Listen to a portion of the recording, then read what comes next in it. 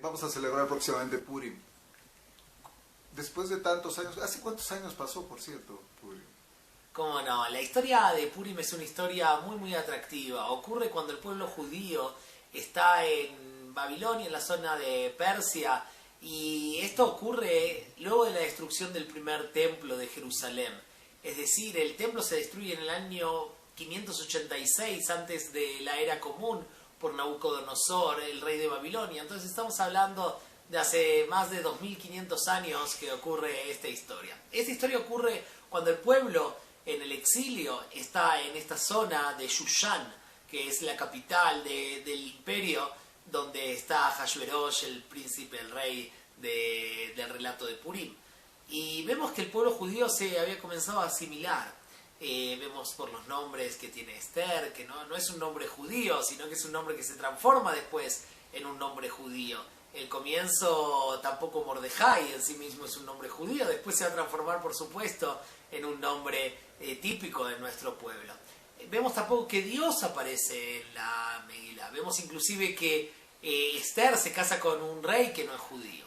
Pero justamente la Megilá viene a decirnos que no quiere esta asimilación, que no quiere que el pueblo se olvide de Dios, que no quiere que el pueblo se olvide de sus propios orígenes. Si viene Esther y guarda o oculta esta condición judía para revelarla solo en el final.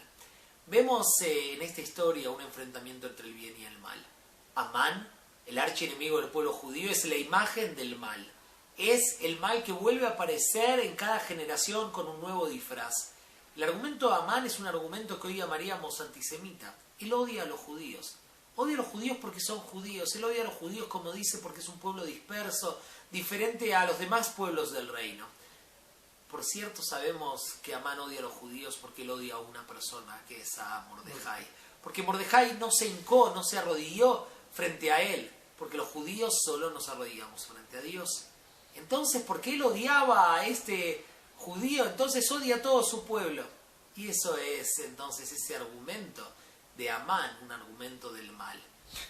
Hablando del mal, Rabino, usted había comentado que Amalek es de alguna manera pariente de Amán. ¿Cómo viene esta liga de los malvados, cierto?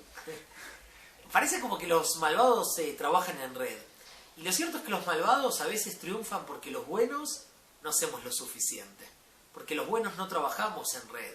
No nos asociamos unos con otros para hacer a veces de este mundo un lugar mejor. Amán deriva de Amalek.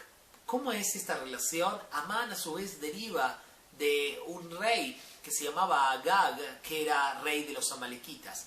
Y los amalequitas atacaron al pueblo de Israel en el desierto por la retaguardia, castigando a los débiles, castigando así a las mujeres, a los enfermos, a los ancianos. Y ahí vemos el mal de Amalek. Amalek quiere aprovecharse de la debilidad del otro, ¿sí? Y eso es parte del mal de Amalek. No es simplemente una estrategia, es la esencia misma del mal. Castigar y golpear donde más duele. Pero, Rabino, en México hay un dicho muy popular que dice, calladito me veo más bonito. Y como que no va con el pueblo judío.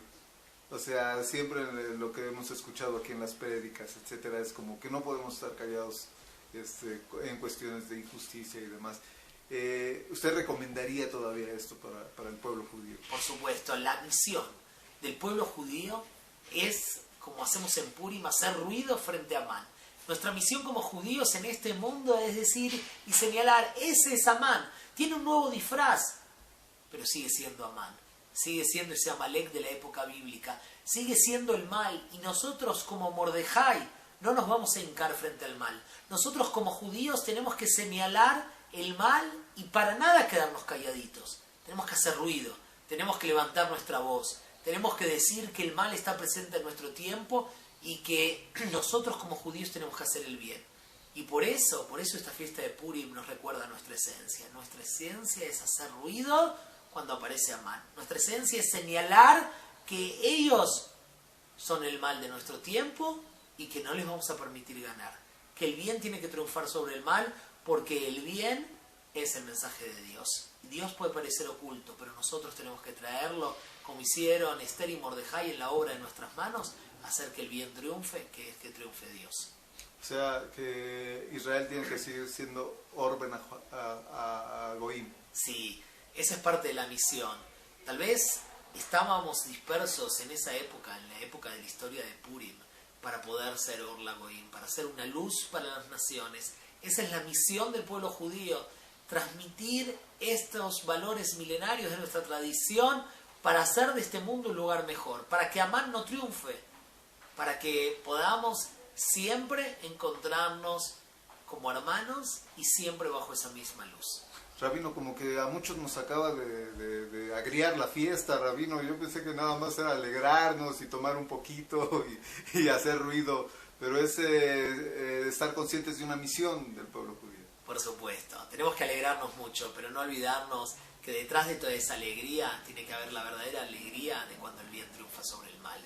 A veces sentimos que el mal va triunfando. Cuando sentimos que el mal va triunfando, entonces es el momento de ser Esther y Mordejai.